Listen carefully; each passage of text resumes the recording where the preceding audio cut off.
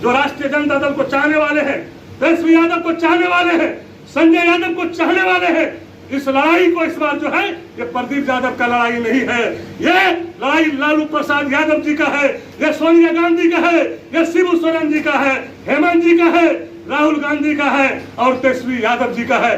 एक एक राष्ट्रीय जनता दल के सिपाही को यह सोचना होगा कि इस लड़ाई में हमारा लड़ाई तेजस्वी यादव लड़ रहा है,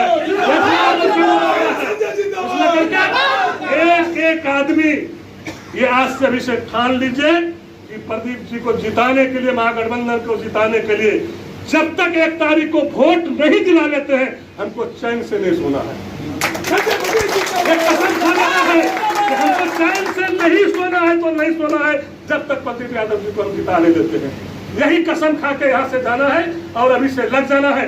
बाकी जहां भी जिस प्रकार की जो जरूरत होगा प्रदीप जी कहीं जाए, ना कभी मांगे हैं ना मांगेंगे, संजय यादव सक्षम है इनकी लड़ाई लड़ने के लिए। इसलिए करके आप लोग को, तमाम लोगों से मेरा आग्रह और निवेदन होगा कि जिस मजबूती से आज यहाँ आए हैं, अपनी बातों को आपने रखे हैं, इस बातों को मजबूती तभी मिलेगा जब आप प्रदीप यादव को एमपी बना दीजिएगा, तब हम समझेंगे।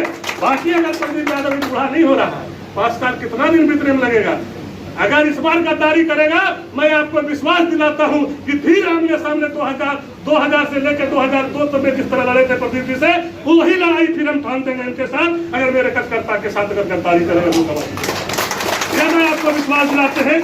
लेकिन फिर पुनः हम यही बात करते हैं कि अभी से जो यहाँ से जाइएगा, हम हर लोग से हर दिन रिपोर्ट लेंगे।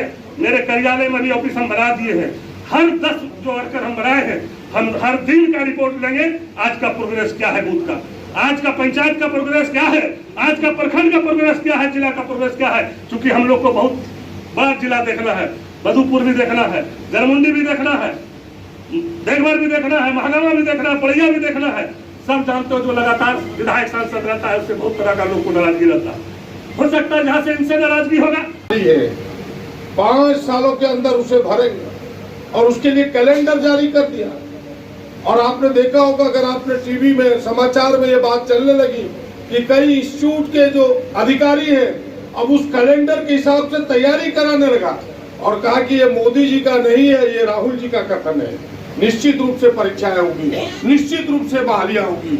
आपने देखा तेजस्वी जी ने कहा कि हम इतनी बहालियां करेंगे, उन्होंने बेरोजगारी को बिहार में मुद्दा बनाया और फिर जितनी बहालियां होनी थी जब तक वो शासन में रहे, उन्होंने नीतीश जी पर दबाव बना के उन बहालियों को प्राथमिकता से कराया। आज नौजवान उनके पीछे खड़ा है। उसी तरह पूरे देश में राहुल जी ने कहा कि हम 30 लाख लोगों की बहाली करेंगे। ये जो खाली पड़े पद है, नौजवानों का आकर्षण हुआ इस गठबंधन की तरफ। इतना ही नहीं, उन्होंने ये भी कहा कि जो अस्थायी नौकरियां हैं, अब सेना की नौकरी कितनी गौरव की नौकरी थी भाई, उसको अग्निवीर करके 4 बरस का बना दिया। किसी के घर में सेना होता था, हिंदू और मुसलमान बगल के लोग कहते थे ओकरो बेटा सेना में छू, क्या कहता था कि नहीं, आज उसको भी 4 बरस का अग्निवीर बना दिया। इसीलिए इस संकल्प में है कि अग्निवीर को हम समाप्त करेंगे, फिर से उसे अस्थायी नौकरी में बदलेंगे। तो ये चीजें आपको नौजवानों को समझाना होगा। उन्होंने कर्जा माफी नहीं किया, ऐसा नहीं है 10 सालों में 20 लाख करोड़ की कर्जे माफी की, 20 लाख करोड़ का, लेकिन किया किसका, अडानी अंबानी जैसे लोगों का। अडानी अंबानी का कर्जा माफी किया। और हमारी सरकार बनेगी, गठबंधन की सरकार बनेगी, तो हमारे नेताओं का संकल्प है कि कर्जा तो हम माफी करेंगे, लेकिन देश के करोड़ों गरीबों और किसानों की कर्जे को माफी करेंगे। तो इन चीजों को लोगों तक पहुंचाना है हम सबको। नारी के प्रति सम्मान, कि सभी नारी के खाते में, जो घर की महिलाएं हैं उनके खाते में सीधे 1 लाख रुपया जाएगा। ये मामूली चीज नहीं है। अगर 12 से भाग दीजिए तो महीने में कितना हुआ, 8,500।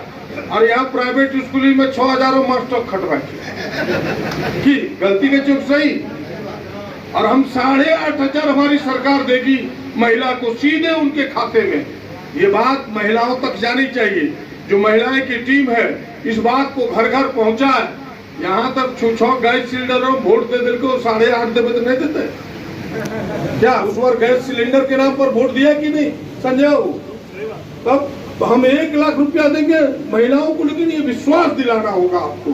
और सबसे बड़ी बात जो आज तक किसी ने नहीं कहा, जो जाति जनगणना आदरणीय लालू जी के निर्देश पर बिहार में हुआ, जो चिंगारी बिहार में जली है, अब वो मसाल का रूप लेने वाला है कि देश में गठबंधन की सरकार होगी, जाति जनगणना होगा, आर्थिक सर्वेक्षण होगा और जिसकी जितनी भागीदारी उसकी उतनी हिस्सेदारी होगा। ये बात लोगों तक पहुंचाइए। डरिए मत कि वो नाराज होगा, वो खुश होगा, ये मत समझिए।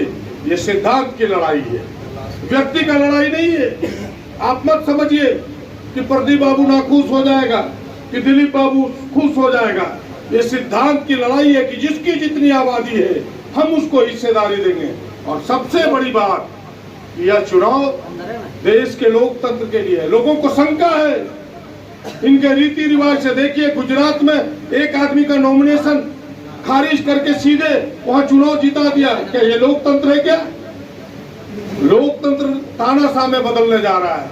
अगर इस बार चुनाव हम सब हारे तो फिर तानाशाही कायम होगा, फिर वोट देने का हमें अधिकार मिलेगा कि नहीं। इसलिए हम इस संविधान को लेके अभी घूमते कि भाई बाबा साहब ने एक आजादी के बाद कोई पुरखा आया तो बाबा साहब अम्बेडकर आए, जिन्होंने हमें एक अधिकार दिया, एक वोट देने का। और मैं तो अपने भाषणों में कहा करता हूँ, विधानसभा में भी, कि दूसरा पुरखा आया जिसने हमें आवाज दिया, तो उस व्यक्ति का नाम लालू प्रसाद यादव है, जिसने हमें बोलने किया। तो ये चीजें कहने की जरूरत है, ये चीजें लोगों को बताने की जरूरत है कि भाई ये खत्म होगा एक वोट का आपका अधिकार इस बार अगर भारतीय जनता पार्टी को वोट दिया तो। और इतना ही नहीं, कहता है हम संविधान को, उनके कई नेता कह चुके, कहे कि नहीं कई एमपी उनके, कि 400 पार होगा तो संविधान बदल देंगे। और हमने ये बात, झारखंड की हर छोटी बड़ी खबर के लिए बीकेडी न्यूज झारखंड के यूट्यूब चैनल को सब्सक्राइब करें और फेसबुक पेज को फॉलो करें।